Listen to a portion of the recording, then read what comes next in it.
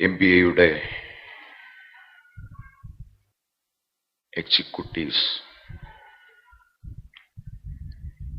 വേദിയിലും സദസ്സിലുമായിരിക്കുന്ന ദൈവദാസന്മാർ, പട്ടണത്തിന്റെ വിവിധ ഭാഗങ്ങളിൽ നിന്ന്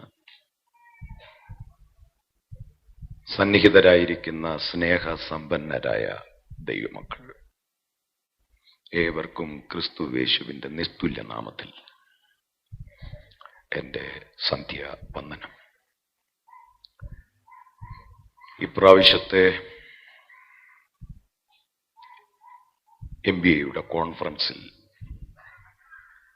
ദൈവവചന ശുശ്രൂഷയ്ക്കായിട്ട് എന്നെ ക്ഷണിച്ച സംഘാടകരോട്,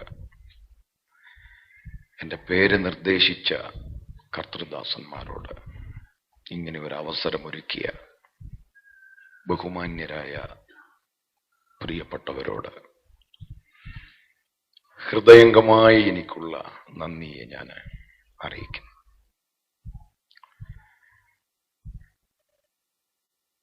വളരെ ഞാൻ അഭിമാനിക്കുന്നു. ഇന്ന് രാത്രി യോഗത്തിലും കർത്താവിന്റെ ദാസൻ, എന്റെ ജ്യേഷ്ഠ സഹോദരൻ പാസ്റ്റർ KJ മാത്യുവിനോടൊപ്പം ഈ വേദി പങ്കിടാൻ അവസരം ലഭിച്ചതിൽ എന്റെ ശുശ്രൂഷയിൽ ചില പ്രത്യേക ഘട്ടങ്ങളിൽ ഞാൻ അദ്ദേഹത്തിന്റെ സഹായം അഭ്യർത്ഥിച്ചിട്ടുണ്ട്.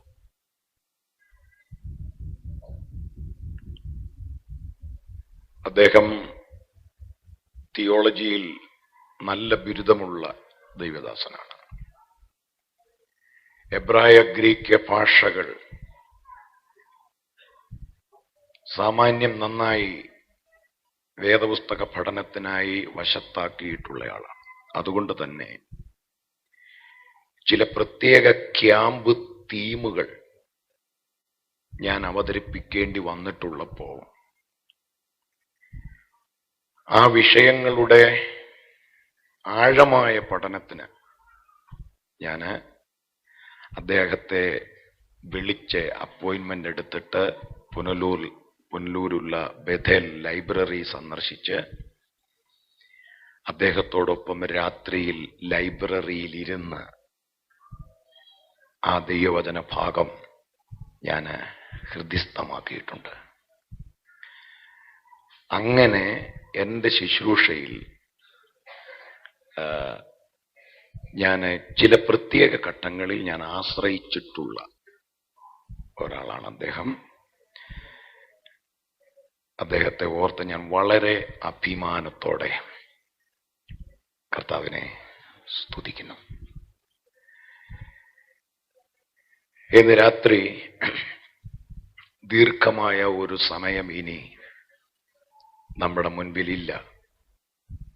സംഘാടകർ എനിക്ക് അനുവദിച്ചിരിക്കുന്ന സമയപരിധിയിൽ ഈ സമാപന സന്ദേശം ഉപസംഹരിക്കണം എന്ന് ഞാൻ കർത്താവിൽ ശരണപ്പെടുന്നു. ഞാൻ കഴിഞ്ഞ രാത്രിയിൽ ഇവിടെ ഓർപ്പിച്ചിരുന്നു,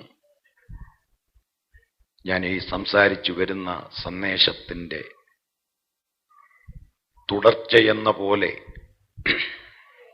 ഇന്ന് രാത്രിയിലും സംസാരിക്കും എന്നാണ്. അതുകൊണ്ട് തന്നെ ഇന്ന് രാത്രിയിലത്തെ നമ്മുടെ ദൈവവചന ധ്യാനത്തിനായി വിശുദ്ധ ലൂക്കോസിന്റെ സുവിശേഷം 5-ാം അധ്യായം 8-ാം വാക്യം നമുക്ക് വായിക്കാം.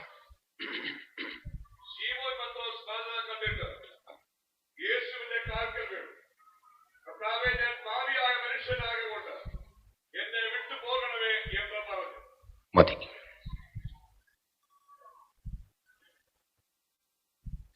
വളരെ പ്രാർത്ഥനയോടെ ഈ രാത്രി നമുക്ക് കർത്താവിന്റെ പാദപീഠത്തിലായിരിക്കാം. ദൈവത്തിന് എത്രത്തോളം ശക്തിയുണ്ടോ അത്രത്തോളം ശക്തി ദൈവത്തിന്റെ വചനത്തിനുണ്ട്. ഈ വചനവും പരിശുദ്ധാത്മാവുമാണ് നമ്മെ വീണ്ടും ജനിപ്പിച്ചത്. ഈ വചനത്തിലാണ് നമ്മൾ നിലനിൽക്കുന്നത്. ശുശ്രൂഷയിലല്ല നമ്മൾ നിലനിൽക്കുന്നത്, വചനത്തിലാണ്. ആരാധനയിൽ അല്ല നമ്മൾ നിലനിൽക്കുന്നത്, വചനത്തിലാണ്. അപ്പൊ നമ്മെ വീണ്ടും ജനിപ്പിച്ച പാപപ്രകൃതത്തിൽ നിന്ന് ആത്മപ്രകൃതത്തിലേക്ക് നമ്മെ കൊണ്ടുവന്ന ദൈവവചനത്തിനു മാത്രമേ ക്രിയാത്മകമായ മറ്റെന്തെങ്കിലും മാറ്റം നമ്മിൽ വരുത്തണമെങ്കിൽ ആ വചനത്തിന് മാത്രമേ കഴിയൂ. അത് ദൈവമക്കൾ ഗൗരവമായി കാണുന്നെങ്കിൽ ദൈവവചനത്തിന് മാത്രമേ ആ മാറ്റങ്ങൾ വരുത്താൻ കഴിയൂ. പരിശുദ്ധാത്മാവും വചനവും സമ്മേളിക്കുന്നിടത്താണ് മാറ്റങ്ങൾ സംഭവിക്കുന്നത് എന്ന സത്യം അനുഭവിച്ചിട്ടുള്ളവർ തിരുവെഴുത്തുകളുടെ മുൻപിൽ പ്രാർത്ഥനയോടെ ആയിരിക്കും.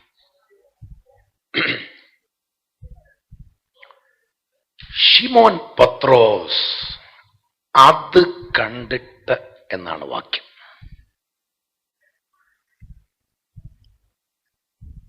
ശിമോൻ പത്രോസ് കണ്ടതെന്താണ് എന്ന് തൊട്ടുമുകളിലത്തെ വാക്യത്തിലുണ്ട്. നമുക്കതറിയാം. പടക് രണ്ടും മുങ്ങാറാകുവോളം നിറച്ചു.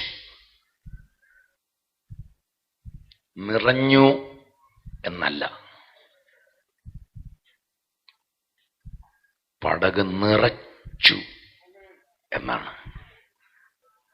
അതിന്റെ അർത്ഥം മീൻ പിടിച്ചവരല്ല, അതിന്റെ പിൻപിൽ നിറച്ചവൻ ഒരാൾ അതിന്റെ പിൻപിലുണ്ട്. അതുകൊണ്ടാണ് ആ പദം അങ്ങനെ വന്നത്, നിറച്ചു. പ്രിയരെ, നമ്മുടെ കർത്താവ് നിറയ്ക്കുന്നവനാണ്. 5 അപ്പം കൊണ്ട് 5000 പുരുഷന്മാരെ പോഷിപ്പിച്ച ആ സംഭവം നാം ശ്രദ്ധിക്കുമ്പോൾ 12 കൊട്ട അപ്പം നിറച്ചെടുത്തു. അവിടെയും നിറയ്ക്കുന്നവൻ വെളിപ്പെട്ട് നിൽക്കുകയാ.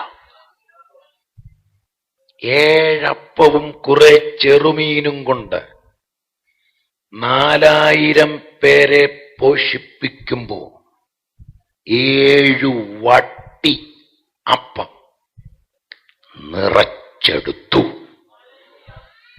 അവിടെയും നിറയ്ക്കുന്നവന്റെ സാന്നിധ്യം നമുക്ക് ദർശിക്കാം.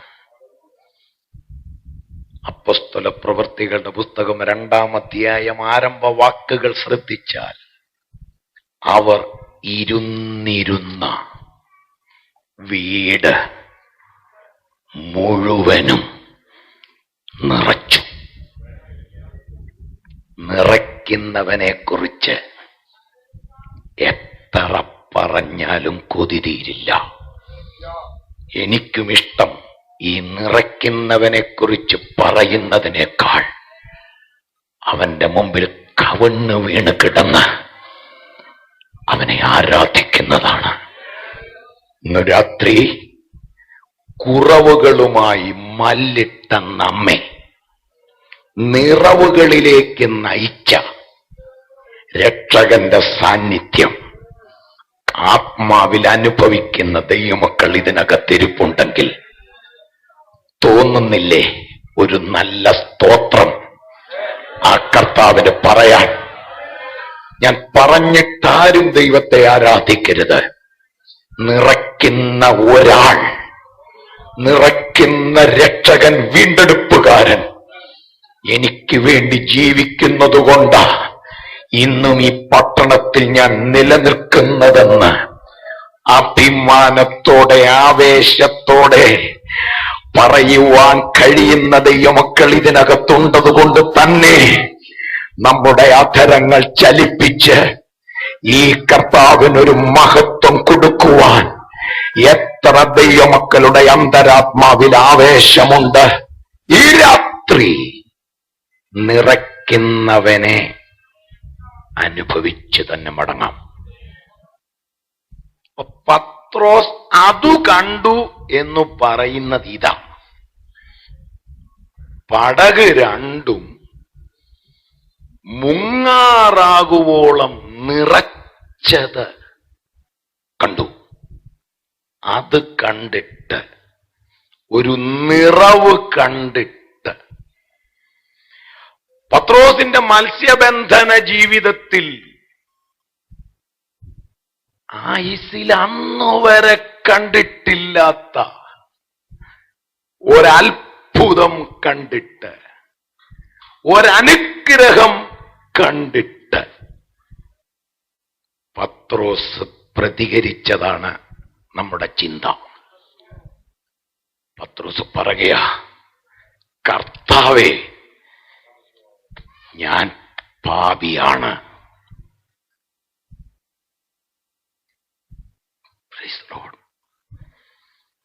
ഈ വാക്യത്തിന് നമുക്കൊരാമയും പറയാൻ പറ്റുമെന്ന് എനിക്കറിയില്ല.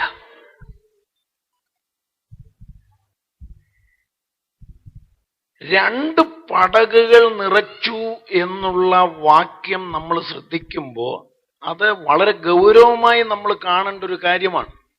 കാരണം അതേ കടലിൽ ഇതേ മീൻപിടുത്തക്കാർ രാത്രി മുഴുവനും അധ്വാനിച്ചതാ, ഒന്നും കിട്ടിയില്ല. അവിടെയാണ് ഒന്നും കിട്ടാതിരുന്ന പടകുകളെയാണ് കർത്താവ് നിറച്ചത്. ഒരു വലിയ അത്ഭുതം, ഒരു വലിയ അനുഗ്രഹം, ഒരു വലിയ മാന്യത, ഒരു വലിയ നിറവ്. ശ്രദ്ധിക്കണം, പത്രോസിന്റെ ജീവിത ചരിത്രത്തിൽ പത്രോസ് ആയുസ്സിലാകെ ഒരിക്കൽ മാത്രം കണ്ട ഈ വലിയ അത്ഭുതം കർത്താവ് പത്രോസിനു വേണ്ടി ചെയ്യുമ്പോ പത്രോസ് പാപിയാണ്. എന്റെ ചിന്താവിഷയം അവിടെയാ, എന്റെ മനസ്സുടക്കിയത് അവിടെയാ. ഒരു മനുഷ്യന്റെ വർത്തമാനകാല ജീവിതത്തിൽ അവൻ ആഗ്രഹിക്കാത്ത ഒരത്ഭുതം, അവൻ പ്രതീക്ഷിക്കുന്നതിനപ്പുറമുള്ള ഒരത്ഭുതം ഒരു മനുഷ്യനു വേണ്ടി കർത്താവ് ചെയ്യാൻ ഇച്ഛിച്ചാൽ അവനിലെ പാപം നോക്കാതെ,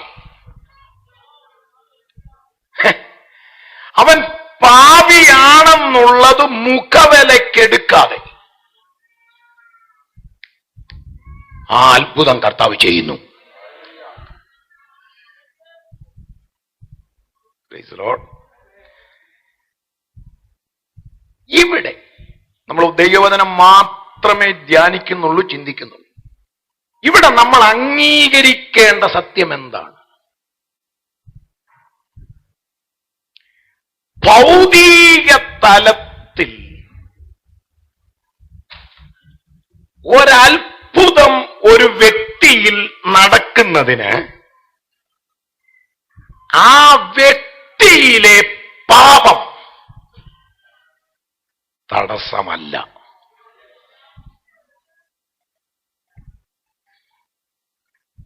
പ്രൈസ് ദി ലോർഡ്. എന്നിൽ പാപം ഇരിക്കുമ്പോൾ തന്നെ, ഞാൻ പാപിയായിരിക്കുമ്പോൾ തന്നെ എനിക്ക് വേണ്ടി ഒരത്ഭുതം ചെയ്യാൻ കർത്താവിന് മനസ്സുണ്ട്.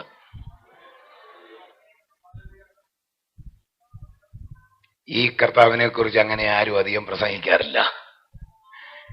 ഈ യേശുവിനെ കുറിച്ച് അങ്ങനെ ആരും അധികം വിശദീകരിക്കാതില്ല. അതുകൊണ്ട് തന്നെ പാപം ഇരിക്കെ തന്നെ അത്ഭുതം ചെയ്യുന്ന യേശുവിനെ കുറിച്ച് പ്രസംഗിച്ചു വന്നിട്ടും സ്തോത്രം ചെയ്യുന്ന കാര്യത്തിൽ ആളുകൾ മടിക്കുന്നത് എന്താണെന്ന് എനിക്ക് മനസ്സിലായി. ഇതിലെന്തോ വെടിക്കെട്ടിരിപ്പുണ്ട്. Praise the lord. അതാണ് നമ്മുടെ സന്ദേശം. Praise the Lord.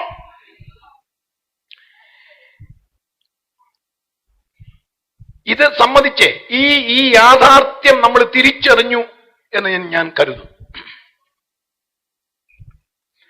ഒരാൾ യേശുവിനെ അംഗീകരിക്കാതെ തന്നെ, കാരണം യേശുവിനെ അംഗീകരിക്കുക എന്ന് പറയുമ്പോൾ യേശു എന്ന വ്യക്തിത്വത്തെ ആദരിക്കുക, പരിഗണിക്കുക എന്നുള്ളതല്ലല്ലോ. ക്രിസ്തു യേശു ഭൂമിയിലേക്ക് വന്നത് അതിന്റെ പരമമായ ലക്ഷ്യം അത്ഭുതങ്ങളല്ല. യേശുക്രിസ്തു ഭൂമിയിലേക്ക് വന്നതിന്റെ പരമമായ ലക്ഷ്യം രോഗശാന്തിയുമല്ല, പാപശാന്തിയാ. കാരണം ബൈബിൾ അങ്ങനെ പറയുന്നു. ക്രിസ്തു യേശു പാപികളെ രക്ഷിപ്പാൻ ലോകത്തിൽ വന്നു എന്നുള്ളത്. ആ വചനത്തെയാണ്, അത് വിശ്വാസ്യവും എല്ലാവരും അംഗീകരിപ്പാൻ യോഗ്യവുമായ വചനം. ഇനി നിങ്ങൾ ഈ ഭാഗം ശ്രദ്ധിച്ചപ്പോ നിങ്ങളുടെ ഒക്കെ ഹൃദയത്തിൽ, മനസാക്ഷിയിൽ ഒരു ഉത്തരം പരിശുദ്ധാത്മാവ് തന്നു തുടങ്ങിയിട്ടുണ്ടെന്ന് ഞാൻ കരുതുന്നു. തിരുവെഴുത്തറിയാവുന്ന എന്റെ ശ്രോതാക്കൾ പറ, പത്രോസിന് അത്യാവശ്യമുള്ളത് മീൻ തന്നെയാണ്. കാരണം രാത്രി മുഴുവൻ പത്രോസ് അധ്വാനിച്ചു. പക്ഷേ അതാണോ പത്രോസിന്റെ ആത്യന്തിക ആവശ്യം? അതാണോ ഒരു മനുഷ്യന്റെ ആത്യന്തിക ആവശ്യം? വചനമറിയാവുന്ന ദൈവമൊക്കറിയാം, പത്രോസിന് ഇവിടെ ആവശ്യം തന്റെ പടകുകളിൽ മീനാണെങ്കിലും തന്റെ മുൻപിൽ നിൽക്കുന്നവൻ മനുഷ്യവേഷമെടുത്തത് നമ്മിൽ ഒരുവനെ പോലെ ഈ ഭൂമിയിലേക്ക് വന്നത് അതിനല്ല, പാപങ്ങൾക്ക് പരിഹാരം വരുത്താനാ. അങ്ങനെയെങ്കിൽ പത്രോസിന്റെ ആവശ്യം മീനാണെന്ന് നമ്മൾ സമ്മതിക്കുമ്പോൾ പത്രോസിന്റെ ജീവിതത്തിലെ അത്യാവശ്യം പാപമോചനമാ, പാപപരിഹാരമാ. Praise the lord. അപ്പോ പാപം ഒരു മനുഷ്യനിൽ ഇരിക്കുമ്പോൾ തന്നെ ദൈവം അവനെ മാനിക്കുന്നെന്ന്. അല്ല, ഈ കരയുന്ന കാക്കക്കുഞ്ഞിന് അതതിന്റെ ആഹാരം കൊടുക്കുന്നു എന്നും പറഞ്ഞ് സങ്കീർത്തനം വായിക്കുമ്പോൾ നമ്മൾ ഒരുപാട് കർത്താവിനെ സ്തുതിക്കുന്നേ. പക്ഷെ അതിന്റെ യഥാർത്ഥ വേദശാസ്ത്രം ചിന്തിക്കാറുണ്ടോ? കരയുന്ന കാക്കക്കുഞ്ഞ് ഏത് കൂട്ടായ്മയുടെ മെമ്പറാ? ഏത് യോഗത്തിലാ പുള്ളി കൈപൊക്കിയത്? യേശു എന്ന് ഉച്ചരിക്കാൻ പറ്റാത്ത, ആത്മാവില്ലാത്ത ഒരു പക്ഷിക്കുഞ്ഞ് ഏതെങ്കിലും ഒരു മരച്ചില്ലയിലിരുന്ന് ആഹാരത്തിന് വേണ്ടി കരഞ്ഞാൽ കരുണ കാണിച്ച് അതിനാഹാരം എത്തിക്കാൻ കരം ചലിപ്പിക്കുന്ന ഒരു രക്ഷകനെയാണ് ഞാൻ തിരുവെഴുത്തിൽ കാണുന്നത്.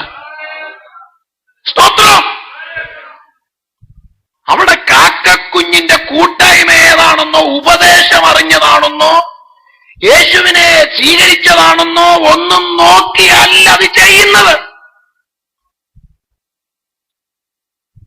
പാപം ഇരിക്കെ തന്നെ, അതിനു പരിഹാരം വരുത്താതെ തന്നെ പത്രോസിനെ ഭൗതികമായി യേശു മാനിച്ചു. ഇത് സത്യമാണ്. ഇതിനാർക്കും തർക്കമില്ലേ? പുസ്തകം മാത്രമാണ് നമ്മൾ ചിന്തിക്കുന്നത്.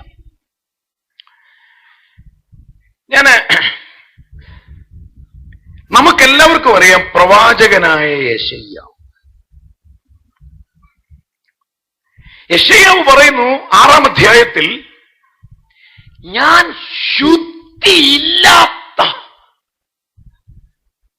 ആദരങ്ങളുള്ള മനുഷ്യനാണ്. ഇത് 6-ാം അധ്യായത്തിലാണ് പറയുന്നത്. എന്തുകൊണ്ട്? വിശുദ്ധനായ കർത്താവിനെ കുറിച്ചുള്ള ഒരു ദർശനം പ്രവാചകൻ കണ്ടപ്പോ തന്റെ അശുദ്ധി തനിക്ക് ഓർമ്മ വന്നു. ഇവിടെ പടക് രണ്ടും യേശു നിറച്ചപ്പോ പത്രോസിന് തന്റെ പാപം ഓർമ്മ വന്നു. അപ്പൊ യെശയ്യാവ് പറയാണ്, ഞാൻ ശുദ്ധിയില്ലാത്ത ആദരങ്ങളുള്ള മനുഷ്യൻ. ഞാൻ ചോദിക്കട്ടെ, 6-ാം അധ്യായത്തിലാണ് യെശയ്യാവിന്റെ ഈ ആത്മകഥം. 6-ാം അധ്യായത്തിലാണ് യെശയ്യാവ് ഇത് സമ്മതിക്കുന്നത്. 1 മുതൽ 5 വരെയുള്ള അധ്യായങ്ങളിൽ ഇതേ അധരം കൊണ്ട് യെശയ്യാവ് പ്രവചിച്ചു കഴിഞ്ഞു. അതിനാരും ആമേൻ പറഞ്ഞില്ല. സ്വന്തം അധരത്തിൽ അശുദ്ധിയിരിക്കെ, സ്വന്തം ജീവിതത്തിൽ പാപം ഇരിക്കെ പ്രവചിച്ചെന്ന്, അത് പുസ്തകത്തിൽ 5 അധ്യായങ്ങളിൽ എഴുതിയിരിക്കുന്നെന്ന്. ഒരു കാര്യം സമ്മതിക്കണം, അശുദ്ധി ഉണ്ടേലും പ്രവചിക്കാം. ചിലർ വരണ്ടിരിക്കുക, എനിക്ക് മോഹം കാണുമ്പോ അറിയാം ഇത് എങ്ങോട്ട് പോവാണെന്നുള്ളതാ ചിലരുടെ ചിന്ത. ഇത് എന്തോ ഇത് വളരെ മനോഹരമായി പ്രവചിക്കാം. അപ്പന്റെ ഭാര്യയെ വെച്ചുകൊണ്ടിരിക്കുന്നവൻ സഭാംഗമായിരിക്കെ, ദുർനടപ്പിന്റെ കൂത്തരങ്ങ് സഭാംഗങ്ങളിൽ നടക്കെ, പൗലോസ് പറയാണ്, ആ സഭയിൽ ഒരു കൃപാവരത്തിനും കുറവില്ലെന്ന്. കൃപാവരങ്ങൾ ഒരുവനെ വിശുദ്ധനാക്കുന്നില്ല. ശുശ്രൂഷ ഒരുവനെ വിശുദ്ധനാക്കുന്നില്ല. സത്യമല്ലേ? ഹല്ലേലൂയ. ഒരു കൃപാവരത്തിലും കുറവില്ലാത്ത സഭയിൽ ഗ്രൂപ്പ് 4. കുറച്ചുപേര് പത്രോസിന്റെ ഗ്രൂപ്പാണ്, കുറച്ചുപേര് അപ്പല്ലോസിന്റെ എന്ന് വേണ്ട, കുറച്ചുപേര് യേശുവിന്റെ. ഇന്ന് രാത്രി നമ്മുടെ കോൺഫറൻസ് കഴിഞ്ഞ് മടങ്ങുമ്പോ ദൈവം ഈ കോൺഫറൻസിൽ സംഭവിക്കണമെന്ന് ആഗ്രഹിക്കുന്ന ഒരു ശുശ്രൂഷയുണ്ട്. അതിനകത്ത് നടന്നേ പറ്റൂ. ഹല്ലേലൂയ. അതാത്മാവിൽ കണ്ടോണ്ടാ ഞാൻ ഇവിടെ നിൽക്കുന്നത്. ആമേൻ. അതാത്മാവിൽ കണ്ടോണ്ടാ ഞാൻ ഇവിടെ നിൽക്കുന്നത്. ഞാനും പാസ്റ്റർ ജെയിംസ് കോശിയും തമ്മിൽ മിണ്ടിയിട്ട് വർഷങ്ങളായി. ഞങ്ങൾ ഇതുവരെ അധികം അടുത്തിട്ടില്ല, അതുകൊണ്ട് തന്നെ ഞങ്ങൾ ഇതുവരെ അകന്നിട്ടുമില്ല. ഞാൻ ഉദാഹരണം പറയാം. ഞങ്ങൾ തമ്മിൽ മാനസികമായി അകന്നിരിക്കുന്നു. വേദപുസ്തക വെളിച്ചത്തിൽ തെറ്റാണ്.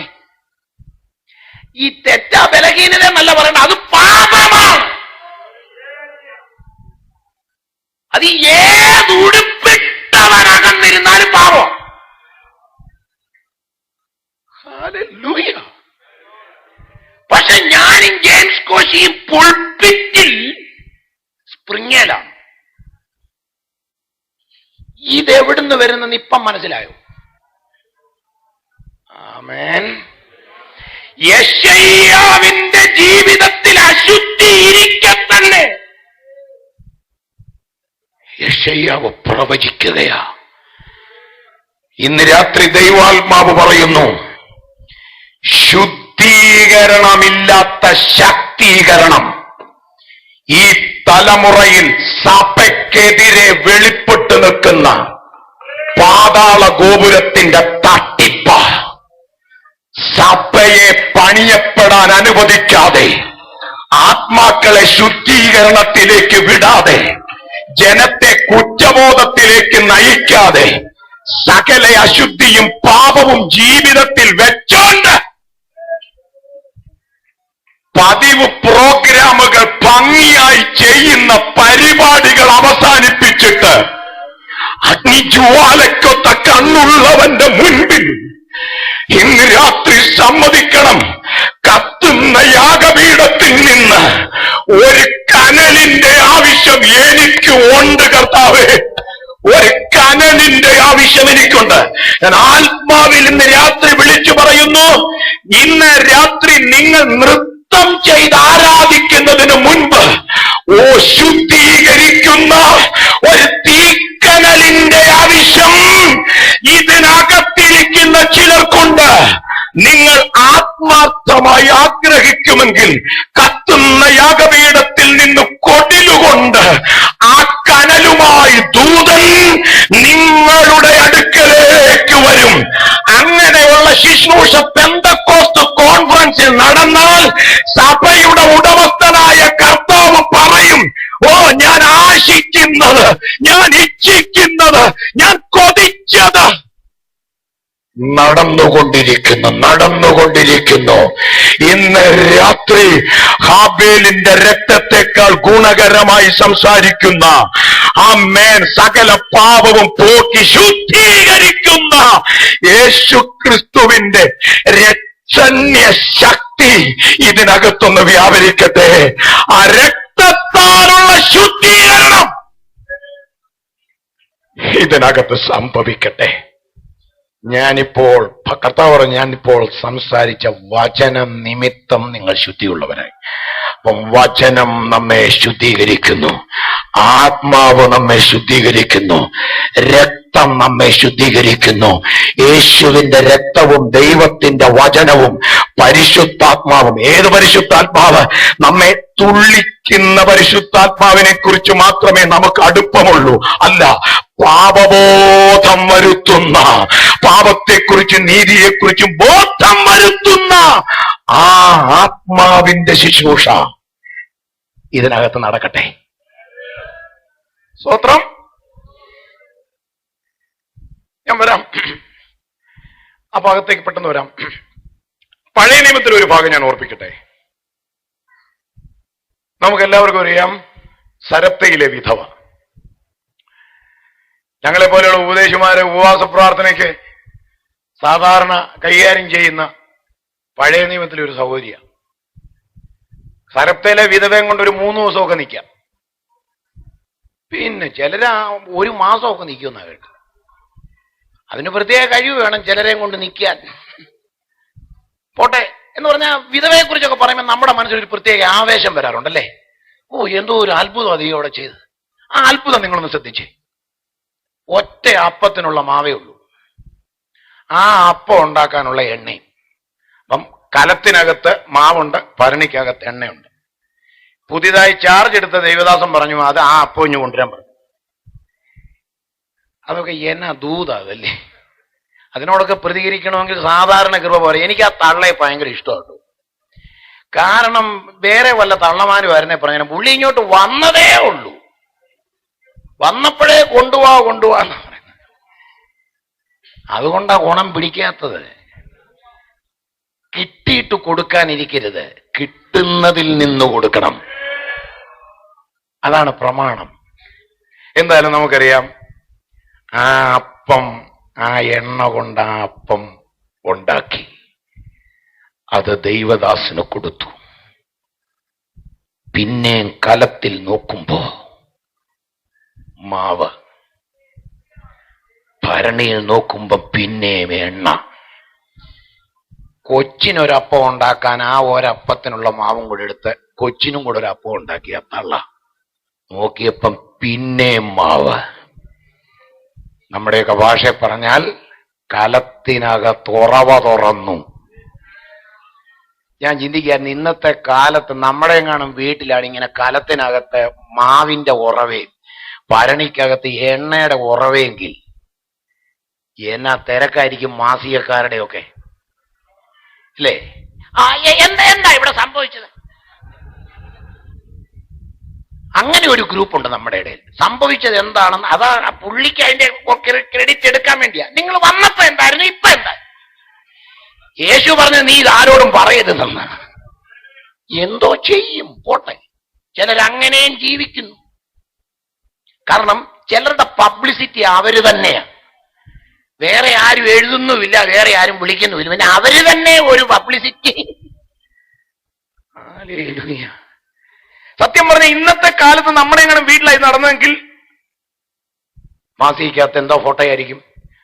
കലത്തിനകത്ത് നിന്ന് മാവ് എടുക്കുന്ന ഒരു ഫോട്ടോ, അപ്പം ചുടുന്ന ഒരു ഫോട്ടോ, അത് ദൈവദാസന്റെ വായിലോട്ടിങ്ങനെ വെച്ചു കൊടുക്കുന്ന ഒരു ഫോട്ടോ. പിന്നെ അവ 10 ഒരപ്പം കൊടുത്താലും നമുക്ക് ഫോട്ടോ ഇടണമല്ലോ. 3750 രൂപയുള്ള ഒരു തയ്യൽ മെഷീൻ. പക്ഷെ ആ തയ്യൽ മെഷീൻ കൊടുത്തതിന്റെ ന്യൂസും ഫോട്ടോയും ഇടാൻ 7000 ആയി. എന്നാ ശുശ്രൂഷയാ!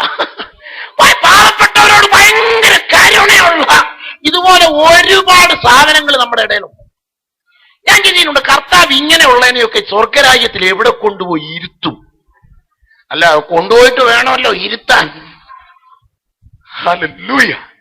ശ്രദ്ധിച്ചേ, ഞാൻ ചോദിക്കട്ടെ, അത് ചരിത്രത്തിൽ അതിന് മുൻപോ അതിന് പിൻപോ നടന്നിട്ടില്ലാത്ത ഒരു അത്ഭുതമല്ലേ? കലത്തിനകത്ത് ഉറവ. ഒരു കാര്യം വചനം കേൾക്കുന്ന ദൈവമക്കൾക്കറിയാം, അവൻ ഉറവ തുറക്കുന്നവൻ തന്നെ. ആമേൻ.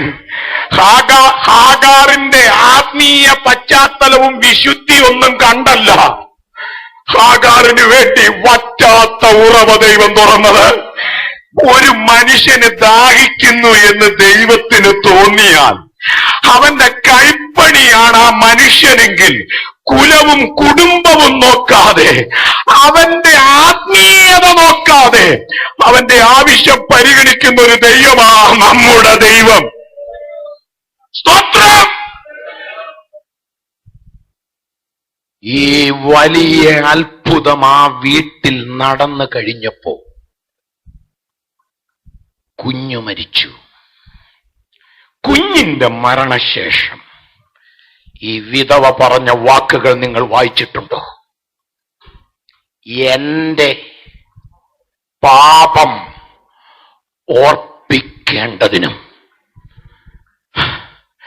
എന്റെ മകനെ കൊല്ലാനുമാണോ നീ വന്നത്?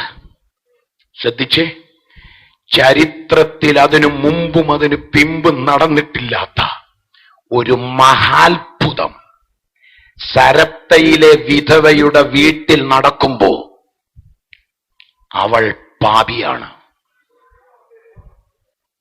യെസ്, നമ്മൾ വചനം അതുപോലെ തന്നെ ഉൾക്കൊള്ളണം. സരപ്തയിലെ വിധവയിൽ പാപമുണ്ട്. പക്ഷേ അത്ഭുതം നടന്നപ്പോ പാപം ഓർമ്മ വന്നില്ല. മരണം നടന്നപ്പോ പാപം ഓർമ്മ വന്നു. രാത്രി എനിക്ക് ചില വ്യക്തികളോട് ആത്മാവിൽ ഒരു ദൂത് പറയാനുണ്ട്. ദൈവം നിന്നെ മഹാത്ഭുതങ്ങളിലൂടെ നടത്തുമ്പോഴാ നിന്നിലൊരു ശുദ്ധീകരണം നടക്കേണ്ടത്. ഇനി അത്ഭുതങ്ങളിലൂടെ ദൈവം നിന്നെ നടത്തിയിട്ടും കൂട്ടുകാരിൽ പരമായി ദൈവം നിന്നെ ഉയർത്തിയിട്ടും പാപമോചനത്തിനും ശുദ്ധീകരണത്തിനും നീ അവസരം കണ്ടെത്തുന്നില്ലെങ്കിൽ പാപം ഓർപ്പിക്കുവാൻ പിന്നെ നിനക്കിഷ്ടമില്ലാത്തത് ചിലത് തമ്പുരാൻ നിന്റെ വീട്ടിൽ ചെയ്യേണ്ടി വരും. ഇന്ന് രാത്രി UK മലയാളി പെന്തക്കോസ്തുകാരോട് ദൈവത്തിന്റെ ആത്മാവ് ഇന്ന് രാത്രി ദൂത് പറയുന്നു. ഈ കോൺഫറൻസിൽ വചനം ഈ നിലയിൽ കേൾക്കാൻ ദൈവം അവസരം തന്നത് നിന്നെ ശുദ്ധീകരിച്ച് നിത്യതയിലെത്തിക്കാൻ എന്റെ ദൈവത്തിന് പദ്ധതിയുള്ളത് കൊണ്ട്. ശുദ്ധീകരണം ഇല്ലാത്ത നിന്നെ ശക്തീകരിച്ച് നിത്യതയിലെത്തിക്കുന്ന ദൈവമല്ല നിന്റെ ദൈവം. കാരണം അവൻ വിശുദ്ധനായ ദൈവമാണ്. സ്വർഗം പോലും അവന്റെ കൺമുൻപിൽ നിർമ്മലമല്ലെങ്കിൽ, ഹല്ലേലൂയ, സ്വർഗം പോലും അവന്റെ കൺമുൻപിൽ നിർമ്മലമല്ലെങ്കിൽ, ദൈവമക്കളെ, അധരത്തിലാണ് അശുദ്ധിയെങ്കിലും ശുദ്ധീകരണം പ്രാപിച്ചേ മതിയാകൂ. ഇപ്പൊ ചുരുക്കി പറഞ്ഞാൽ അടുത്ത 60 അധ്യായം യെശയ്യാവിനെ കൊണ്ട് പ്രവചിപ്പിക്കാൻ ദൈവത്തിന് പദ്ധതിയുണ്ട്. എന്നാൽ ശുദ്ധീകരണത്തിന് 6 അധ്യായം തമ്പുരാനിതിനിടയ്ക്ക് അനുവദിച്ചിരിക്കുകയാ. ഇനിയും അധികം നിന്നെ ഉയർത്താൻ ദൈവത്തിന് പ്ലാനുണ്ട്. ഇതൊന്നുമല്ല നിന്റെ ഉയർച്ചയുടെ തലം, ഇതൊന്നുമല്ല നിന്റെ മാന്യതയുടെ ലെവൽ. നിനക്ക് പോലും സ്വപ്നത്തിൽ ചിന്തിക്കാൻ കഴിയുന്നതിലപ്പുറമായി നിന്നെ മാനിക്കാൻ ദൈവത്തിന് പദ്ധതിയുണ്ട്. പക്ഷെ ശുദ്ധീകരണത്തിന്റെ ഒരു ദിവസത്തിനായി കർത്താവ് ഈ പട്ടണത്തിൽ നിന്നെ കാത്തിരിക്കുകയായിരുന്നു. ആത്മസമർപ്പണം ചെയ്യുന്ന ഈ മണിക്കൂറിനായി കർത്താവ് നിന്നെ കാത്തിരിക്കും. കുറിച്ചു വെച്ചോ ദൈവമക്കളെ. 6 അധ്യായത്തിൽ യെശയ്യാവ് സ്വയം കുറ്റമേറ്റു പറഞ്ഞ അശുദ്ധി സമ്മതിച്ച ശേഷം 60 അധ്യായം പ്രവചിപ്പിച്ച് വേദപുസ്തകത്തിലെ ഏറ്റവും വലിയ ഒറ്റ പുസ്തകത്തിന്റെ ഉടമസ്ഥതയിലേക്ക് യെശയ്യാവിനെ ഉയർത്താൻ എന്റെ ദൈവത്തിന് കഴിഞ്ഞെങ്കിൽ, ഇനി ദൈവം വെച്ചിരിക്കുന്ന നിന്റെ ചില ഉയർച്ചകളെ ബ്ലോക്ക് ചെയ്തു വെച്ചിരിക്കുന്നത് പിശാചല്ല, നിന്റെ ജീവിതത്തിലെ ചില രഹസ്യ പാപങ്ങളാ, ചില അശുദ്ധിയുടെ മണ്ഡലങ്ങളാ.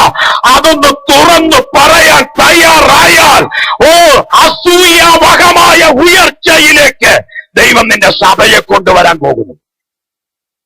ഈ സഭകൾ കർത്താവ് ഇച്ഛിക്കുന്ന അളവിൽ വളരാത്തതിന്റെ കാര്യം ഞാൻ പറയാം. കർത്താവിന് കുറെ വഴക്കാളികളെ കൂട്ടിയിട്ട് കർത്താവിന് എന്നെ സാധിക്കാനാ? ഉള്ള 10 കുടുംബം ശരിയാകാതെ പിന്നെ അങ്ങനെ ഒരു പുതിയ കുടുംബം വരും? ആരും ആമേൻ പറഞ്ഞില്ലല്ലോ. ഈ ഉള്ള 10 കുടുംബത്തിൽ 8 കുടുംബവും തമ്മിൽ ചേരുകയല്ല. ഇത് ഞാൻ കേരളത്തിലെ കാര്യം പറയുന്നത്. നിങ്ങൾ എന്നെ കണ്ണു പിടിച്ച് നോക്കുന്ന എന്തിനാ? ഒരു വീട്ടിൽ പ്രാർത്ഥന വെച്ചാൽ മറ്റോ വരത്തില്ല. എന്നാ കാര്യം? കഴിഞ്ഞ പ്രാവശ്യം ഞങ്ങളുടെ വീട്ടിൽ മീറ്റിംഗ് വെച്ചിട്ട് പുള്ളി വന്നില്ല. എന്നാ ആത്മീയം?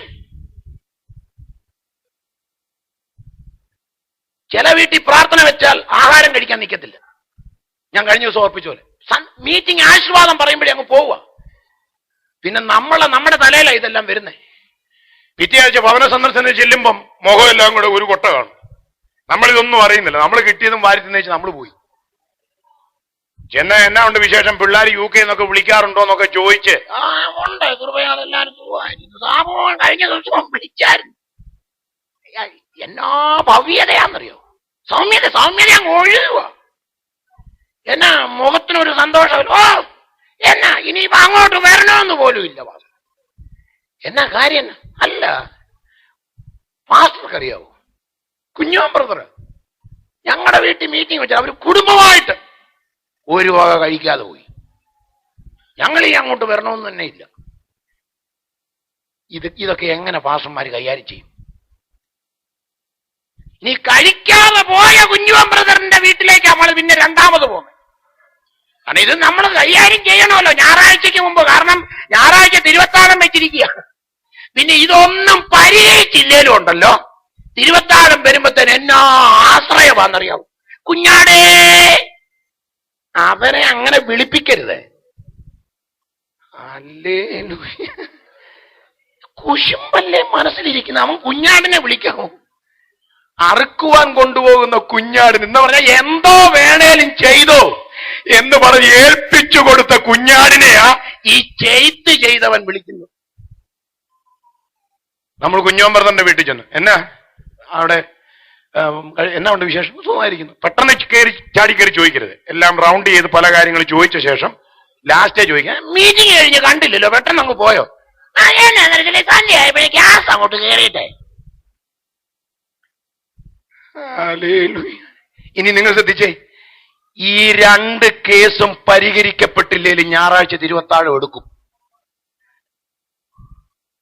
ഞാൻ ഈ കഴിഞ്ഞ ദിവസം കർത്താവിനോട് ചോദിച്ചു, ഈ ശുദ്ധീകരണമില്ലാതെ പാപവും രഹസ്യ പാപവും ജീവിതത്തിൽ വെച്ചോണ്ട് ഈ തിരുവത്താഴം എടുക്കുന്നവർക്ക് ഒരു കുഴപ്പമില്ലല്ലോ.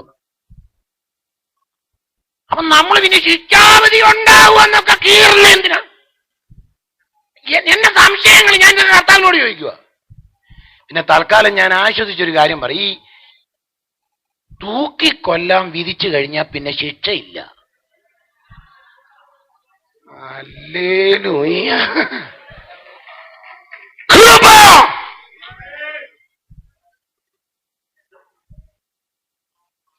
ദൈവം പാപിയോട് കരുണയുള്ളവനാ, പക്ഷെ അവൻ പാപത്തോട് അനുരഞ്ജനമില്ലാത്തവനാ. ഞാൻ ചോദിക്കട്ടെ, പാപത്തിനെതിരെ ദൈവം അഡ്ജസ്റ്റ് ചെയ്യുന്ന ദൈവമായിരുന്നെങ്കിൽ ദൈവം ആദ്യം അഡ്ജസ്റ്റ്മെന്റ് കാണിക്കേണ്ടിയിരുന്നത് ലൂസിഫറിനോടാ. കാരണം അവനെപ്പോലെ ദൈവം ആരെയും ഉണ്ടാക്കിയില്ല, അവനെപ്പോലെ ദൈവം ആരെയും സൃഷ്ടിച്ചില്ല. അത്രയ്ക്ക് ഗ്രാൻഡായിട്ടാ ദൈവം ലൂസിഫറിനെ മെനഞ്ഞത്. പക്ഷെ ഉന്നത ഭാവം എന്നല്ല പറയണ്ട, കസേരകളി പാപമല്ലേ? ഗ്ലോറി പറഞ്ഞില്ല. എന്നെ അഭാവമാകും, അത് പിന്നെ അങ്ങനെ വല്ലതും. കസേരകളി തന്നെയാ അത്. ലൂസിഫർ എന്താ പറഞ്ഞേ? എന്റെ സിംഹാസനം. അതന്നെ, ദൈവത്തിന്റെ സിംഹാസനത്തിന് ഒപ്പം വെക്കണമെന്നെങ്കിലും പറഞ്ഞിരുന്നെങ്കിൽ പിടിച്ചു നിൽക്കായിരുന്നു. പുള്ളിക്ക് ഒപ്പം വെച്ചാ പോരാ, ദൈവത്തിന്റെ സിംഹാസനത്തിന്റെ അപ്പൊ സൂപ്പർവൈസർ ആകുക എന്നുള്ളതാണ്. ഒരുപാട് സൂപ്പർവൈസേഴ്സ് നമ്മുടെ ഇടയിലുണ്ട്. അനുഗ്രഹിക്കപ്പെട്ട ആരാധന നടക്കുമ്പോൾ നോക്കുക, നിന്നെ ആരാ ഈ സൂപ്പർവൈസർ ആക്കിയത്? പിന്നെ തീരെ നിവൃത്തിയില്ലാതെ വരുമ്പോ കെട്ടിവെച്ചേക്കുന്ന കൈ ഇങ്ങോട്ട് അടിച്ചേച്ചത് ഇങ്ങനെ കാണിക്കുന്നതാണ്. ആരാധനയിൽ ആരും സൂപ്പർവൈസർ ഒന്നും ആകണ്ട. ദൈവം നിന്നെ നടത്തിയ വിധങ്ങൾ ഓർക്കുമ്പോ, ദൈവം നിന്നെ സ്നേഹിച്ച സ്നേഹത്തിന്റെ ആഴം ഓർക്കുമ്പോ, ദൈവം നിന്നെ കരുതിയ കരുതലിന്റെ ശ്രേഷ്ഠത നീ ഓർക്കുമ്പോ, എത്രയധികമായി കർത്താവിനെ സ്തുതിക്കണം. ഞാൻ പറഞ്ഞത്, കസേരയുടെ പേരിൽ പ്രശ്നമുണ്ടാക്കിയ ലൂസിഫറിനെ ഒരു ചാൻസ് പോലും കൊടുക്കാതെ വെട്ടി താഴെയിട്ട ദൈവമാ. എന്റെ ദൈവമെങ്കിൽ ദൈവത്തിന്റെ ഹിതത്തിന് പുറത്തുള്ള ഒരു ചെറിയ ചിന്ത പോലും പാപമാണെന്നും അതിനൊരു ശുദ്ധീകരണം ആവശ്യമുണ്ടെന്നും വിശുദ്ധനായ ദൈവത്തിന്റെ മുമ്പിൽ നിൽക്കണമെങ്കിൽ ഞാൻ വിശുദ്ധനായേ പറ്റൂ എന്നും ഇന്ന് രാത്രി ദൈവമക്കൾ തിരിച്ചറിഞ്ഞേ മതിയാകൂ. ഞാൻ ഈ പത്രോസിലേക്ക് പെട്ടെന്ന് ഒന്നുകൂടെ വരികയാണ്. അപ്പോസ്തല പ്രവൃത്തികളുടെ പുസ്തകം നമ്മൾ പഠിക്കുമ്പോൾ 10-ാം അധ്യായം വായിക്കണ്ട, നമുക്കൊക്കെ അറിയാവുന്ന കാര്യമുണ്ട്, പറഞ്ഞു പോവുക. പത്രോസിനോട് പറഞ്ഞു, കൊർന്നല്യോസിന്റെ വീട്ടിൽ ഒരു മീറ്റിംഗ് ക്രമീകരിക്കും. പ്രോഗ്രാമാണ്, തമ്പുരാൻ പ്രോഗ്രാം പിടിച്ചു കൊടുക്കുക പത്രോസിന്. ആമേൻ. അതൊക്കെ എന്നാ മാന്യതയല്ലേ? ദൈവം തമ്പുരാൻ നേരിട്ട് പ്രോഗ്രാം ഷീറ്റ് തയ്യാറാക്കുക എന്നൊക്കെ പറഞ്ഞാൽ അത് ചില്ലറക്കാർക്ക് കിട്ടുന്ന മാന്യതയല്ല. ഇന്ന് കുത്തിയിരുന്ന ഡയറിയിലെ മുഴുവൻ നമ്പർ വിളിച്ചാലും ചിലതിനൊന്നും കിട്ടുക. ഹല്ലേലൂയ. ഇത് തമ്പുരാൻ പ്രോഗ്രാം ശരിയാക്കുക. നീ പോ, കൊർന്നല്യോസിന്റെ വീട്ടിലൊരു മിനിസ്ട്രി ഉണ്ട്. പത്രോസ് മടി കാണി. ഇതൊന്ന് ശ്രദ്ധിക്കണേ, കൊർന്നല്യോസിന്റെ വീട്ടിൽ ശുശ്രൂഷയ്ക്ക് പോകാൻ പത്രോസ് മടിക്കുന്നു. എന്താ കാര്യം? വചനം അറിയാവുന്ന ദൈവമക്കറിയാം. കൊർന്നല്യോസ് പുറജാതിക്കാരനാ. ഒന്ന് ശ്രദ്ധിക്കണേ. ഇടയ്ക്ക് പഴയ നിയമത്തിലേക്ക് പോയെങ്കിലും നമ്മൾ പുതിയ നിയമത്തിലേക്കൊന്ന് വരികയാ. കൊർന്നല്യോസ് പുറജാതിക്കാരനാ.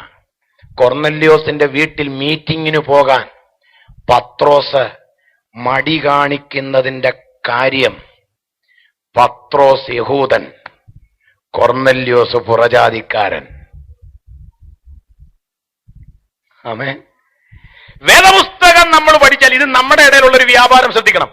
വേദപുസ്തകം നമ്മൾ പഠിച്ചാൽ യഹൂദന് പുറത്തുള്ളവരെല്ലാം ജാതികളാണ്. ഇവിടെ യഹൂദന്മാരാരും ഇല്ലെങ്കിൽ നമ്മളെല്ലാം ജാതികളാണ്. പക്ഷെ നമ്മൾ ആരും അത് വിശ്വസിച്ചിട്ടില്ലെന്നുള്ളതാണ് എന്റെ കണ്ടെത്തൽ. നമ്മളെ ആളുകൾ ചെല്ലു പറയാറുണ്ട്, അവർ ഈ അടുത്തിടയ്ക്കെങ്ങാണ്ട് ഈ ജാതികളിൽ നിന്നോ മറ്റോ വിശ്വാസത്തിൽ എന്ന് പറഞ്ഞാൽ ഇവൻ യഹൂദനാ. നീ ഒന്നാം തരം ജാതിയാണെന്ന് ആദ്യം സമ്മതിക്കണം. യഹൂദന് പുറത്തുള്ളവരെ എല്ലാം ജാതികളെന്ന് വിളിക്കുന്നു.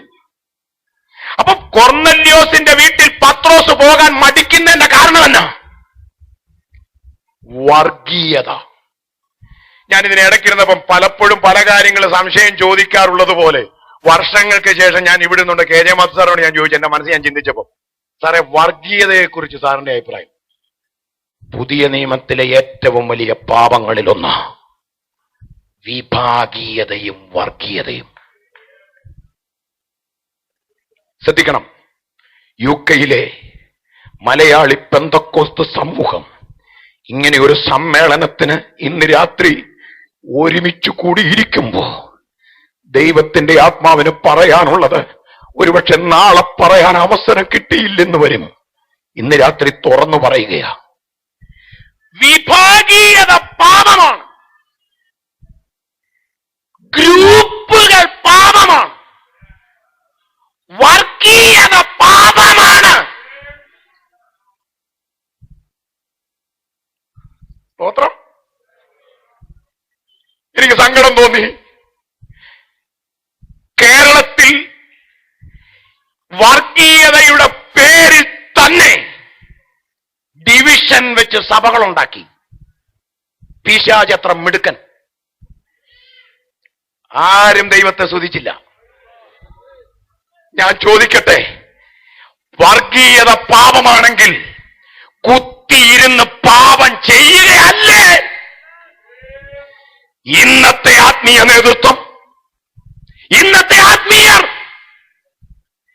കളറിന്റെ പേര്, നിറത്തിന്റെ പേരിൽ പ്രത്യേകം സെന്ററുകൾ രൂപീകരിക്കുന്നു.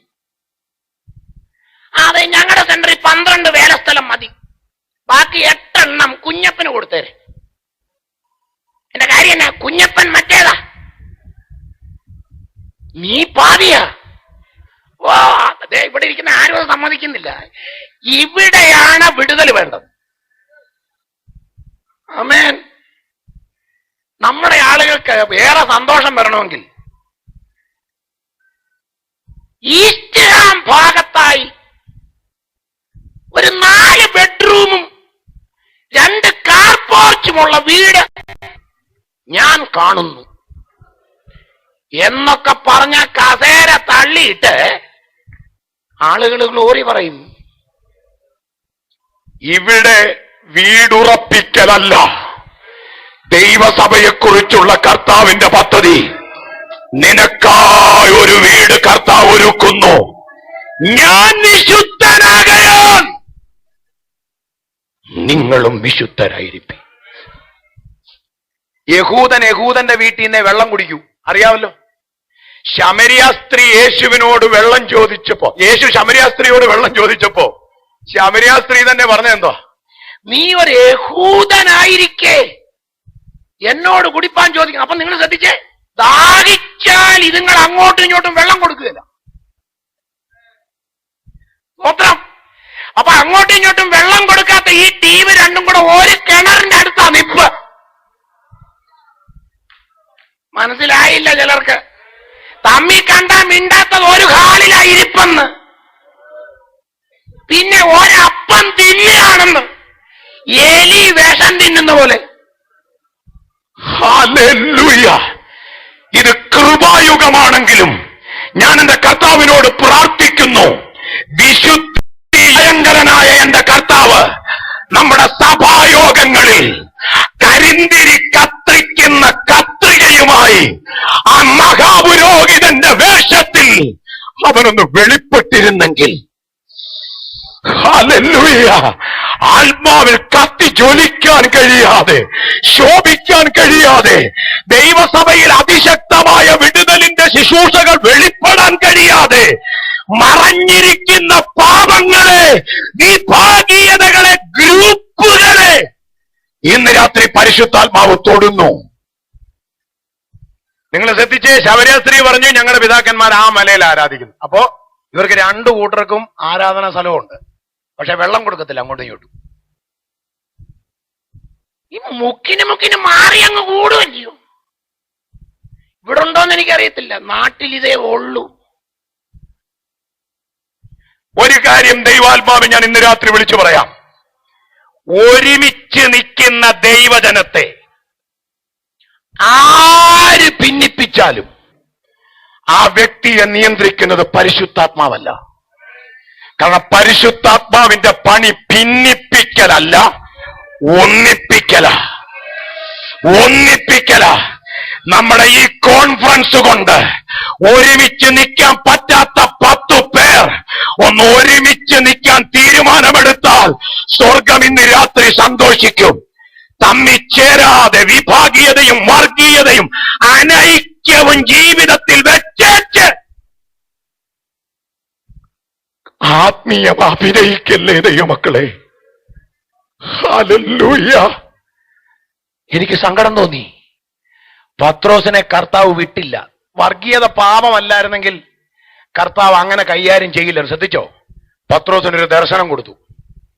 ദർശനത്തിൽ എല്ലാ ഇഴജാതി നാൽക്കാലിയുമുള്ള ഒരു തുപ്പട്ടി ഇറങ്ങി വരുന്നതാണ് ദർശനം.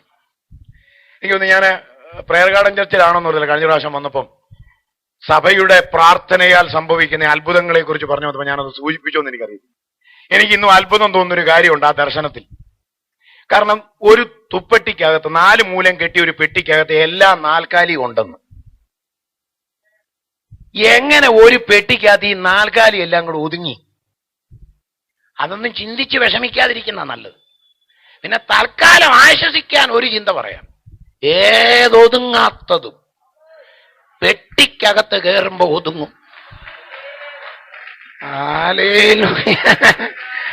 അയ്യോ, ആ കിടപ്പ് കണ്ടിട്ടുണ്ടോ? പഞ്ഞിയൊക്കെ വെച്ച് എന്ത് ശാന്തന.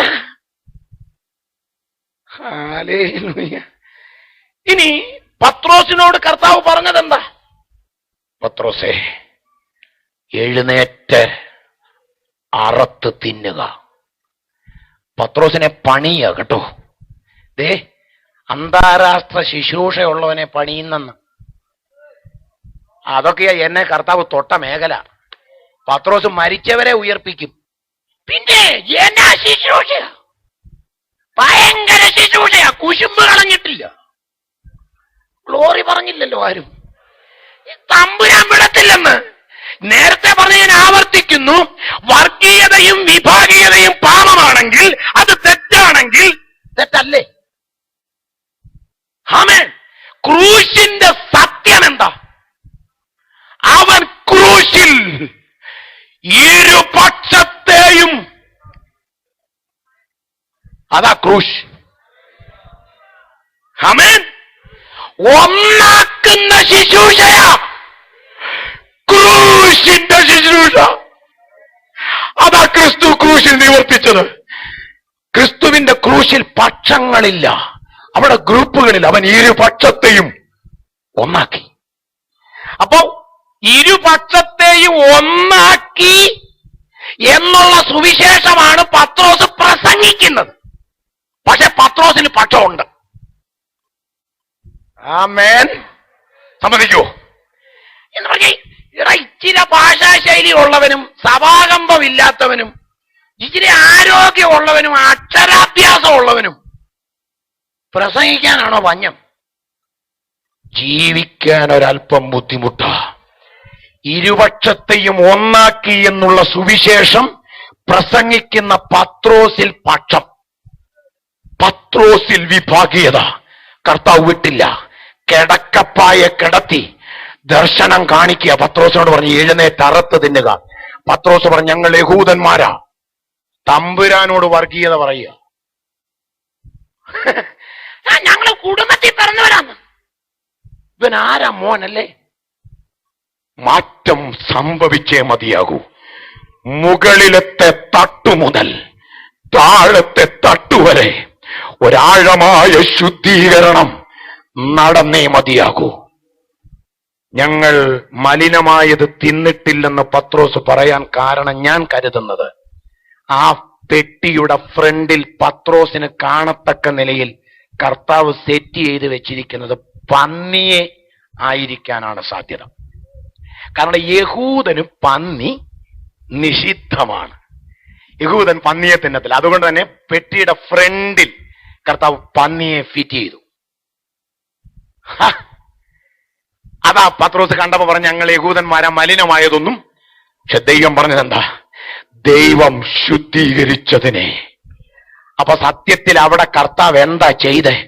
പത്രോസിനെ കിടക്കപ്പായ കിടത്തി ശുദ്ധീകരിക്കുകയാ.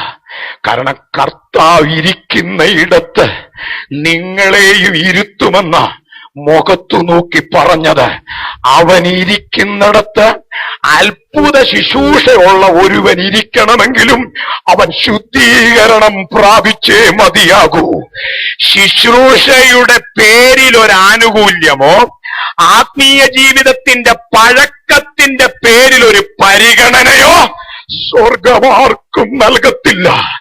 അങ്ങനെ ഒരു പരിഗണന കൊടുക്കാൻ 10-40 വർഷം എനിക്ക് വേണ്ടി മരുഭൂമിയിൽ നിന്നവനല്ലേ എന്ന് ചിന്തിക്കുന്ന ഒരു മനസ്സ് ദൈവത്തിനുണ്ടായിരുന്നെങ്കിൽ ആ മോശയും കൂടെ കനാനിൽ കയറാൻ ദൈവം അനുവദിച്ചേനെ.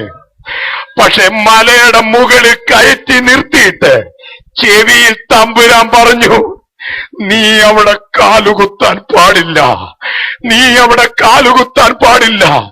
ലക്ഷക്കണക്കിന് ആളുകൾ മരുഭൂമിയിൽ പട്ടുപോയിട്ടും എന്റെ ദൈവത്തിന്റെ മനസ്സ് വേദനിച്ചില്ലെന്ന് വിശ്വസിക്കുന്നയാളാ ഞാൻ.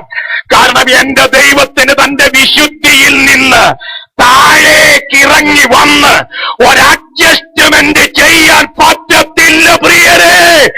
ഇന്ന് രാത്രി തന്റെ ജനത്തിന്റെ ഇടയിൽ ശുദ്ധീകരിക്കുന്ന ആത്മാവ് വ്യാപരിച്ചുകൊണ്ടിരിക്കുകയാണ്. അത് ആത്മാവിൽ കാണാൻ എത്ര പേർക്ക് കഴിയും? Praise the Lord, praise the Lord. നമ്മുടെ ആത്യന്തിക ആവശ്യം അനുഗ്രഹമോ അത്ഭുതമോ അല്ല. നമ്മുടെ ഇന്നിന്റെ ആവശ്യം പാപമോചനവും ശുദ്ധീകരണവുമാണ്. എനിക്കറിയത്തില്ല, നമ്മുടെ നാട്ടിലൊക്കെ നമ്മുടെ സാധാരണ മലയാളികൾക്ക് അറിയാവുന്ന യേശു, പാപം മോചിക്കുന്ന യേശുവിനെ പലർക്കും ഇന്ന് അറിയത്തില്ല. എല്ലാവർക്കും അത്ഭുതം ചെയ്യുന്ന യേശുവിനെയാ ആളുകൾ പരിചയപ്പെടുത്തുന്നത്. ശ്രദ്ധിച്ചേ, അത്ഭുതം യേശു ചെയ്യാൻ ഇച്ഛിച്ചാൽ ആ വ്യക്തിയിലെ പാപം യേശുവിനൊരു വിഷയമല്ലെന്ന് ഞാൻ തുടക്കത്തിൽ തന്നെ പറഞ്ഞു. അങ്ങനെയെങ്കിൽ അത്ഭുതം ചെയ്തതിന്റെ ആനുകൂല്യത്തിൽ അവന് നിത്യത കർത്താവ് നൽകുന്നില്ല. അവൻ വിശുദ്ധനായേ പറ്റൂ, അവൻ പാപമോചനം പ്രാപിച്ചേ പറ്റൂ. കിടക്കപ്പായ കിടത്തി പത്രോസിനെ ശുദ്ധീകരിച്ചിട്ട് പത്രോസിനെ കൊർന്നെല്യോസിന്റെ വീട്ടിലേക്ക് കർത്താവ് അയച്ചു. ആ ഒരൊറ്റ രാത്രിയോഗം കൊണ്ട് ആ ഉന്നതനായ ഉദ്യോഗസ്ഥനും കുടുംബവും സ്നാനപ്പെട്ട് ദൈവസഭയോട് ചേർന്നു. ആഴമായ ശുദ്ധീകരണം സഭയിൽ നടക്കാതെ, ആത്മാക്കളിൽ നിന്ന് വിഭാഗീയത പുറത്തു പോകാതെ, അനൈക്യത്തിന്റെ ആത്മാവ് നമ്മളിൽ നിന്ന് മാറി നിൽക്കാതെ, അശുദ്ധിയും വിഭാഗീയതയും ഗ്രൂപ്പ് വഴക്കും അതുപോലെ ഇരിക്കെ അത് പൊതിഞ്ഞു വെച്ചോണ്ട് കാണിക്കുന്ന ശക്തി പ്രകടനങ്ങൾ, അത് പിശാചിന്റെ ഈ തലമുറയിലെ ഒന്നാം തരം തട്ടിപ്പാണെന്ന് തിരിച്ചറിയാൻ ഈ രാത്രി എത്ര പേർ തയ്യാറാകുമെന്ന് ദൈവാത്മാവ് ചോദിക്കുകയാ. ശുദ്ധീകരണമില്ലാത്ത ശക്തീകരണം പിശാചിന്റെ ഈ തലമുറയിലെ തട്ടിപ്പാ. അങ്ങനെയെങ്കിൽ ഇന്ന് രാത്രി ശുദ്ധീകരണത്തിലൂടെ ഉണ്ടാകുന്ന ഒരു ശക്തീകരണവും ഒരു ഉണർവും MBAയിൽ നിന്ന് ആരംഭിക്കണം എന്നാഗ്രഹിക്കുന്ന എത്ര പേര് ഇതിനകത്തുണ്ട്? ഓ ഹല്ലേലൂയ, ഹല്ലേലൂയ. ഞാൻ ആത്മാവിൽ കാണുന്ന ഒരു കാര്യം ഞാൻ പറയാം. ഇന്ന് രാത്രി ഇവിടെ മുഴങ്ങിയ ദൈവവചനം ശുദ്ധമായ കലർപ്പില്ലാത്ത വചനമാണെന്ന് ബോധ്യപ്പെടുന്നെങ്കിൽ അങ്ങനെയുള്ളവർ കൈ കൊടുക്കാതെ നാളുകളായിരിക്കുന്ന ചിലർക്ക് ഇന്ന് കൈ കൊടുത്തേ മടങ്ങാവൂ. അവരോട് ഒരു വാക്ക് ചോദിച്ചേച്ചേ മടങ്ങാവൂ. ദൈവത്തിന്റെ ആത്മാവ് എന്നോട് സംസാരിച്ചു.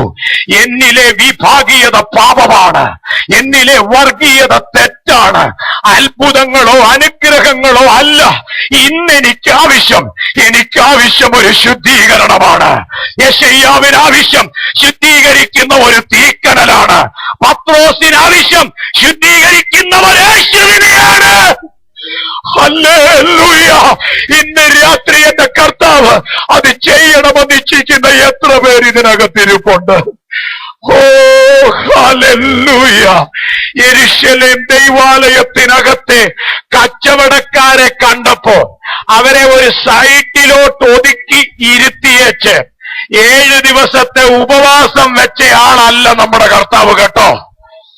ഹല്ലേലൂയ. നമ്മുടെ ഇടയിലെ പ്രോഗ്രാമുകളൊക്കെ നമ്മൾ ചെയ്യുന്നത് അശുദ്ധിയും പാപവും ഏതെങ്കിലും ഒരു സൈഡിലോട്ടൊന്ന് ഒതുക്കി വെച്ചേച്ച് പായിട്ട് നമ്മുടെ പ്രോഗ്രാം നമ്മൾ ആരംഭിക്കുകയാ. അങ്ങനെയാണ് വർഷങ്ങളോളം നെഹുഷ്ടാൻ എന്ന വിഗ്രഹം ദൈവാലയത്തിനകത്ത് സ്ഥലം പിടിച്ചത്. എന്നാൽ ദൈവം ഒരു പ്രത്യേക കാഴ്ചപ്പാട് കൊടുത്തവൻ ശുശ്രൂഷ രംഗത്തേക്ക് വന്നപ്പോൾ അവൻ നെഹുഷ്ടാനെ അവിടുന്ന് പൊക്കി അത് ഇടിച്ച് പൊട്ടിച്ച് ആലയത്തിനകത്ത് ശുദ്ധീകരിച്ചു. ഹല്ലേലൂയ. എനിക്കറിയാം ഇന്ന് രാത്രി ശുദ്ധീകരിക്കുന്ന കർത്താവ് തന്റെ ജനത്തിന്റെ നടുവിലൂടെ നടക്കുകയാ. ദൈവമക്കളെ, നമ്മൾ അനുഗ്രഹങ്ങളുടെ പുറകെ പോയത് നിർത്ത്. നമ്മൾ ആരാ അനുഗ്രഹിക്കപ്പെടാത്തത്? ദൈവം നിന്നെ മാനിച്ചില്ലേ? ദൈവം നിന്നെ ഉയർത്തിയില്ലേ? കൂട്ടുകാരിൽ പരമായി നിന്നെ ആനന്ദ തൈലം കൊണ്ടവൻ അഭിഷേകം ചെയ്തില്ലേ? ഇന്ന് നിനക്ക് ആവശ്യം ഒരു ശുദ്ധീകരണമാ. ഇന്ന് നമുക്ക് ആവശ്യം ഒരു ശുദ്ധീകരണമാ. മലയാളി പെന്തക്കോസ്ത് സമൂഹത്തിന് ഇന്നിന്റെ ആവശ്യം ആഴമായ പാപബോധമാണ്, ആഴമായ ഏറ്റുപറച്ചിലാണ്, ആഴമായ മടങ്ങിവരവാണ്. Hallelujah, hallelujah, price. നമ്മൾ ഒരുമിച്ച് പ്രാർത്ഥിക്കാൻ പോകുകയാ. അത്ഭുതം അനുഭവിച്ച ഏറ്റവും വലിയ ഗ്രൂപ്പ് എന്ന് പറയുന്നത് ഇസ്രായേൽ മക്കളാ. നിങ്ങൾ അവരെ കുറിച്ച് വായിച്ചിട്ടുണ്ടല്ലോ. എന്താ എഴുതിയിരിക്കുന്നത്? അവരെല്ലാവരും ഒരേ ആത്മീക ആഹാരം തിന്നു. അവരെല്ലാവരും ഒരേ ആത്മീയ പാനീയം കുടിച്ചു. അവരെ അനുഗമിച്ച ആത്മീയ പാറയിൽ നിന്നല്ലോ അവർ കുടിച്ചത്. ആ പാറ ക്രിസ്തുവായിരുന്നു. ശ്രദ്ധിച്ചോ? ക്രിസ്തു വെളിപ്പെട്ടു നിൽക്കുകയാ അവിടെ. അവര് കുടിച്ച പാനീയത്തിനകത്ത് ക്രിസ്തു വെളിപ്പെട്ടു നിൽക്കുന്നു. ക്രിസ്തുമയം. അതാ പൗലോസിന്റെ അവതരണം. പഴയ നിയമത്തിലെ അത്ഭുതങ്ങൾ എടുത്തു കാണിച്ചിട്ട് പൗലോസ് പറയുകയാണ്, അവിടെയെല്ലാം ക്രിസ്തു ഉണ്ടായിരുന്നു. പക്ഷേ അടുത്ത വാചകം, എങ്കിലും അവരിൽ മിക്കപേരിലും ദൈവം പ്രസാദിച്ചില്ല. അത്ഭുതങ്ങളുടെയും അനുഗ്രഹങ്ങളുടെയും ആനുകൂല്യം നിത്യതയോടുള്ള ബന്ധത്തിൽ ലഭ്യമല്ല. നിത്യതയിൽ ഒരു ഭക്തൻ കാലുകുത്തണമെങ്കിൽ ദൈവത്തിന്റെ ഇഷ്ടമോ നിങ്ങളുടെ ശുദ്ധീകരണം തന്നെ. ഹല്ലേലൂയ. അനുഗ്രഹിക്കപ്പെട്ടവരെ ചേർക്കാനല്ല നമ്മുടെ കർത്താവ് വരുന്നത്, വിശുദ്ധന്മാരെ ചേർക്കാനാ. ഹല്ലേലൂയ. അനുഗ്രഹിക്കുന്ന യേശുവിനെ കുറിച്ചുള്ള പ്രസംഗങ്ങൾ വേണ്ടെന്നല്ല ഞാൻ പറഞ്ഞത്. നമ്മുടെ കർത്താവ് അനുഗ്രഹിക്കുന്നവനാ.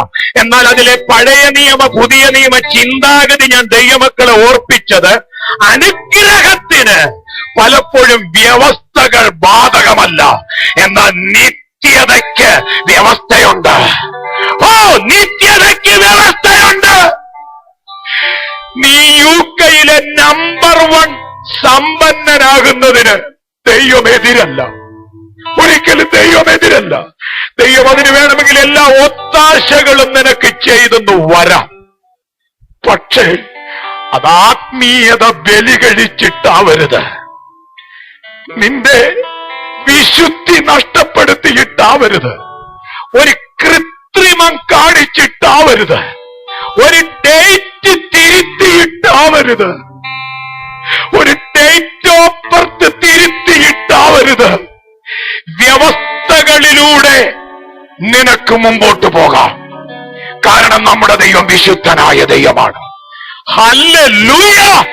ഇന്ന് രാത്രി കാഹളം ധ്വനിച്ചാൽ, ഇന്ന് രാത്രി എന്റെ കർത്താവ് വന്നാൽ എടുക്കപ്പെടാനുള്ള ഒരുക്കം ആത്മാവിലും ജഡത്തിലും ഉണ്ടെന്ന് അഭിമാനത്തോടെ പറയാൻ കഴിയുന്ന എത്ര പേര് ഇതിനകത്തുണ്ട് എന്ന് ദൈവാത്മാവ് ചോദിക്കുകയോ? സ്തോത്രം. ഈ കാലഘട്ടത്തിന്റെ സന്ദേശം ഇന്ന് രാത്രി ദൈവത്തിന്റെ ആത്മാവാണ് ഞങ്ങളോട് അറിയിച്ചതെന്ന് ആത്മാർത്ഥമായി ബോധ്യമുള്ളവർ ഇതിനകത്തുണ്ടെങ്കിൽ, അങ്ങനെയുള്ളവർ ആദരങ്ങൾ ചലിപ്പിച്ച് കർത്താവിന് മഹത്വം കൊടുത്തു തുടങ്ങാൻ പോവാ. അഭിഷക്തന്മാരെ, രഹസ്യ പാപങ്ങളുമായി ആരാധനയിൽ സംബന്ധിക്കുന്ന യുവജനങ്ങളെ കുറിച്ചുള്ള വ്യക്തമായ ധാരണ പരിശുദ്ധാത്മാവ് നിങ്ങൾക്ക് നൽകുമ്പോ മുഖം നോക്കാതെ പാപത്തെ ചികിത്സിക്കാൻ ദൈവാത്മാവ് ഇന്ന് രാത്രി ദൂത് പറയുന്നു. ഹല്ലേലൂയ. ദൈവത്തിന് ഹിതകരമല്ലാത്ത, ദൈവത്തിന് പ്രസാദിക്കാൻ പറ്റാത്ത വഴികളിലൂടെ ചരിക്കുന്ന ആത്മാക്കളുടെ മേൽ ഇന്ന് രാത്രി ശുദ്ധീകരിക്കുന്ന വചനം ഒരു ചുറ്റിക പോലെ ഇതിനകത്ത് വെളിപ്പെട്ട് നിൽക്കുകയാ. ശുദ്ധീകരിക്കുന്ന ദൈവത്തിന്റെ ആത്മാവ് തന്റെ ജനത്തിന്റെ നടുവിൽ വ്യാപരിക്കുകയാ. ശുദ്ധീകരിക്കുന്ന യേശുവിന്റെ രക്തത്തിന്റെ ശക്തി ഇതിനകത്ത് വ്യാപരിക്കുകയാ. അങ്ങനെ ഒരു ശുദ്ധീകരണമാണ് ഇന്നിന്റെ ആവശ്യമെന്ന് തിരിച്ചറിഞ്ഞ ദൈവമക്കൾ ആ സ്ഥലത്ത് എഴുന്നേറ്റ് നിന്ന് ഒരു നിമിഷം കർത്താവിന് മഹത്വം കൊടുക്കട്ടെ. എല്ലാവരും ആരാധനയോടെ എഴുന്നേറ്റ് നിൽക്കുക. കർത്താവേ, നിന്റെ വരവടുത്തിരിക്കുന്നു, നിന്റെ വരവിനായി എന്നെ ഒരുക്കണമേ. പോരാ പോരാ പോരാ, ആദരങ്ങൾ ചലിപ്പിച്ച് ജഡത്തിലെയും ആത്മാവിലെയും സകല ദൈവഭയത്തിൽ വിശുദ്ധിയെ തികച്ച് കർത്താവിന്റെ വരവിനായി ഒരുങ്ങാൻ ഈ സമാപന സമ്മേളനത്തിൽ ദൈവാത്മാവ് സഭയെ പ്രബോധിപ്പിക്കുന്നു. ഈ ദൂതിനോട് ആമേൻ എന്ന് പറഞ്ഞ് പ്രതികരിക്കാൻ മനസ്സുള്ളവർ ആധരങ്ങൾ ചലിപ്പിച്ച് കർത്താവിന് സ്തോത്രം ചെയ്യട്ടെ. ആരും മൗനമായി നിൽക്കാതെ, ഒരേറ്റുമറച്ച്, ഒരു നിരപ്പിന്റെ ശുശ്രൂഷ, ഒരു മടങ്ങി വരവിന്റെ ശുശ്രൂഷ, ഒരു ശുദ്ധീകരണത്തിന്റെ ശുശ്രൂഷ ഇന്ന് രാത്രി നടക്കട്ടെ. ഇതിനകത്ത് നടക്കട്ടെ. ഹല്ലേലൂയ.